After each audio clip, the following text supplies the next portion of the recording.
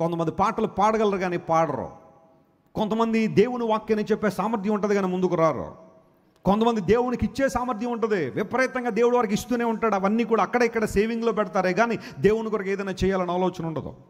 కొంతమందికి డ్రైవింగ్ వచ్చు కానీ ఎప్పుడూ కూడా సేవకుల్ని, అయ్యా మీరు కూర్చోండి కారులో, నేను డ్రైవ్ చేసి తీసుకెళ్తానని సేవకుల్ని తీసుకెళ్లే పరిస్థితి ఉండదు.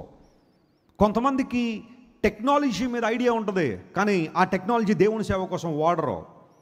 కొంతమందికి ఇన్స్టాగ్రామ్లో అకౌంట్లు ఉంటాయి, ఫేస్బుక్ అకౌంట్లు ఉంటాయి, వాట్సాప్లో స్టేటస్లు ఉంటాయి, అన్నీ ఉంటాయి కానీ అన్నీ పెడతారు కానీ దేవుని గురించిన వాక్యం కానీ దేవుని గురించిన మాటలు కానీ. సరే ఆదివారం వచ్చారు, దేవుని మీతో మాట్లాడి ప్రసంగం యొక్క లింక్ ఏదైనా షేర్ చేద్దామంటే కొంతమందికి మరి ఏం ఆలోచన ఉంటుందో నాకే తెలియదు కానీ ఇష్టం ఉండక చేయరు, లేకపోతే ఆసక్తి ఉండక చేయరు. కొంతమంది ఆ చిన్న పని కూడా దేవుని కోసం చేయరు. అది పెద్ద కష్టమేం కాదు, it's a matter of 1 minute. ఆ లింక్ తీసుకెళ్ళి ఒకసారి అలా స్టేటస్లో పెడితే మీ ఉన్న కాంటాక్ట్స్ అన్నీ కూడా ఎవరో ఒకళ్ళు, ఒక 100 మందిలో ఒకళ్ళైనా దాన్ని క్లిక్ చేసి దేవుని వాక్యం వినగలిగితే వారి జీవితాలు పట్టబడతాయే. అక్కర్లా, అలా ఉన్నా పర్లేదు కానీ మేము మాత్రం పెట్టం అన్నట్టుగా.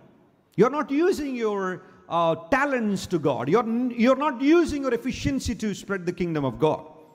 రాజ్యభారము, దేవుని స్వార్థ భారం మన మీద ఉన్నప్పుడు దేవుని కొరకు మనం వాడబడాలనే ఆశ మనలో ఉండాలి. దేవుని రోజులారా, అత్తరుబుడ్డి పగిలినప్పుడే దేవుని సువార్త, దేవుని యొక్క సువాసన ఆ ప్రాంతం అంతా వ్యాపించింది. క్రీస్తు పాదాల మీద పోసినప్పుడే వాటికి సరైన అర్థం ఉంది, మహిమ ఉందనే విషయాన్ని మీరు గుర్తించాలి. టోనీ మెలెండెజ్ అనే ఒక వ్యక్తి గురించి మీలో కొంతమందికి తెలిసి నేను అనుకుంటున్నాను. అతనికి పుట్టినప్పుడు 2 చేతులు లేవు, కాళ్ళు మాత్రమే ఉన్నాయి. యవన కాలంలోకి వచ్చిన తర్వాత రక్షణ పొంది చర్చికి రావడం మొదలుపెట్టాడు. దేవుని మందిరానికి వస్తున్నాడు. వస్తూ ఉంటే ఆ చర్చిలో అనేక మంది ప్రభువుని ఆరాధిస్తున్నారు. కొంతమంది ఇన్స్ట్రుమెంట్లతో దేవుని స్తుతిస్తూ ఉన్నారు. Keyboards and guitars and pads ఇవన్నీ దేవుణ్ణి ఆరాధన చేస్తూ, డ్రమ్ కిట్స్ అన్ని ఆరాధన చేస్తుంటే టోనీ మెలెండెజ్కి గిటార్ వాయించాలనే ఆలోచన వచ్చింది. అయితే గిటార్ యూజువల్గా 2 చేతులు కరెక్ట్గా ఉంటేనే, 2 చేతులు చక్కగా ఉంటేనే గిటార్ ప్లే చేయగలరు. ఎందుకంటే ఆ ఇన్స్ట్రుమెంట్కి ఆ ఫింగర్స్ అవసరం ఉంటుంది. ఆ తర్వాత ఆ గిటార్ ప్లే చేయడానికి వేళ్ళు కావాలి, చేతులు కావాలి. చేతులు లేకపోతే గిటార్ వాయించలేమని చాలామంది అతన్ని నిరుత్సాహపరిచారు. కానీ ఒక స్ట్రాంగ్ డిజైర్, ఒక ఎంతూజియాసం అతని జీవితంలో ప్రారంభించమని, నేను ఎలాగైనా దేవుని ఆరాధించేటప్పుడు నేను ఒక ఇన్స్ట్రుమెంట్ నేర్చుకోవాలి, అది దేవునికి మహిమకరంగా వాడాలని ఆలోచన చేసి తన కాళ్ళతో గిటార్ వాయించడం మొదలుపెట్టాడు. తన కాళ్ళతో గిటార్ ప్లే చేయడానికి నేర్చుకోవడానికి ఇష్టపడ్డాడు.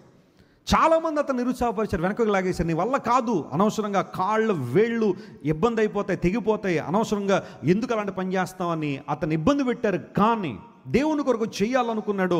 ఆ గిటార్ నేల మీద పండబెట్టి కాళ్ళతో గిటార్ వాయించడం మొదలుపెట్టాడు.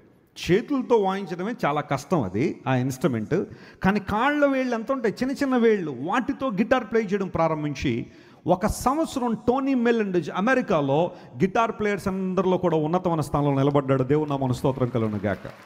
ఈ రోజుకి కూడా చాలామంది 2 చేతులు కలిగుండి గిటార్ ప్లే చేస్తూ కొన్ని రకాలైన కాంప్లెక్స్ కార్డ్స్ ప్లే చేయలేని వాళ్ళు టోనీ మెలెండెజ్ని చూసి ఆశ్చర్యపడతారు. ఎందుకంటే కాళ్ళ వేళ్ళతో ఆ కాంప్లెక్స్ కార్డ్ని కూడా చాలా ఈజీగా ప్లే చేస్తూ తను పాడుతూ గిటార్ వాయిస్తుంటాడు.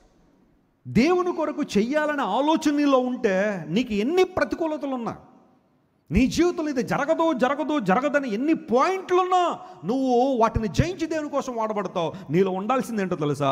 అత్తరుబుడ్డి పగలాలి అన్న ఒక ఆలోచన నీలో ఉండాలి. క్రీస్తు మహిమ కొరకు నేను వాడబడాలన్న ఆలోచన నీలో ఉండాలి. మరియ మనకు నేర్పించే 2వ అమూల్యమైన పాఠం, అత్తరుబుడ్డి పగిలినప్పుడే సువాసన వస్తుంది. Whenever you use your talent for God, ఆ సువాసన వెదజల్లబడుతుందనే విషయాన్ని మీరు గుర్తించాలి. 3వ శ్రేష్ఠమైన అంశం దగ్గరికి వస్తాను. అందరికీ